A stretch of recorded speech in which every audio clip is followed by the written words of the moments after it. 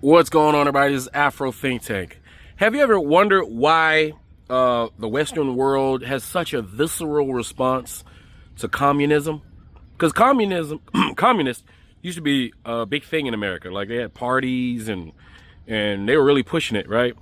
Have you ever wondered why they have a fear of communism, socialism, and what connection it has to the abolition of slavery? Because remember, all these are economic systems, economic engines that run nations, right? Slavery was an economic engine that ran corporations that developed and ran nations, right?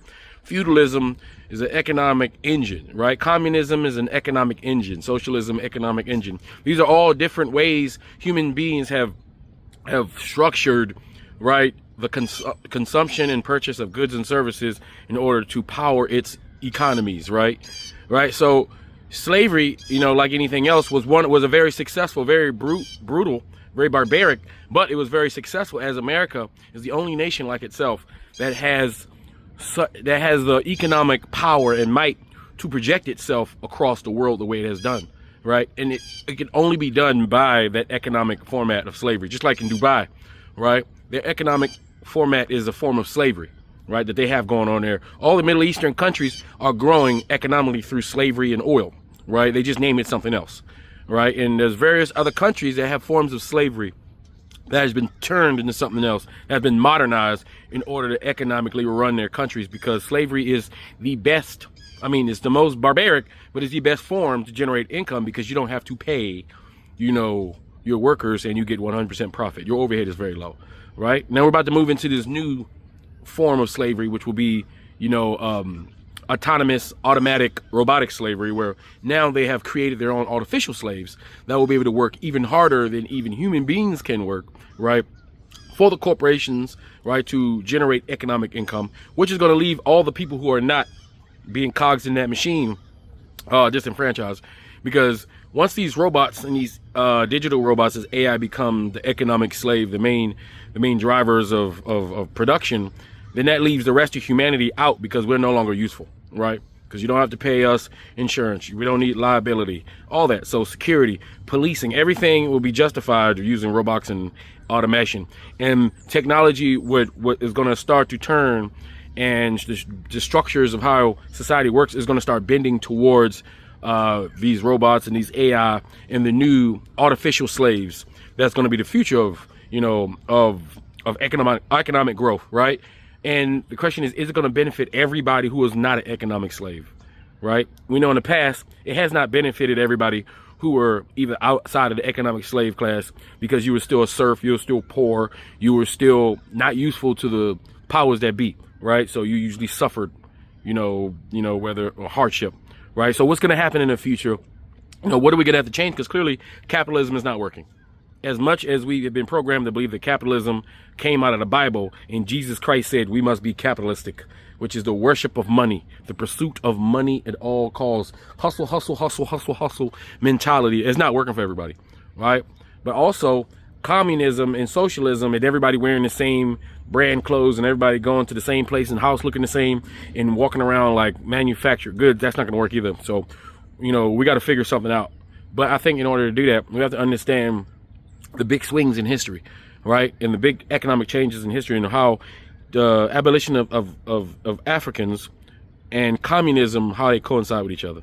So we're going to learn a little bit about that right now. Anyway, tell me what you guys think in the comment section. It's Afro Think Tank. Learn something, teach something. I'm out. Well, in some of my more recent work, I've tried to point out that one cannot understand anti-communism, the fear of socialism, without understanding the abolition of slavery. That is to say, the abolition of slavery in the United States, 1865, as a result of a bloody civil war that led to the deaths of hundreds of thousands on these shores, also led to one of the most significant expropriations of private property without compensation. That is to say, the 4 million enslaved Africans in the 1860s were worth billions of dollars. Unlike in the British Empire, where the slave owners were compensated, after their property was liquidated the value of their property was liquidated. In fact, there are stories that suggest that the descendants of the slave owners in London were only ultimately paid off in the 21st century because of the enormous sums involved. We know that one of the handicaps that the Haitian Revolution faced, that continues to suffocate that nation to this very day, is that the victorious regime post 1804 was forced to pay reparations to the enslavers. That did not happen in the United States of America.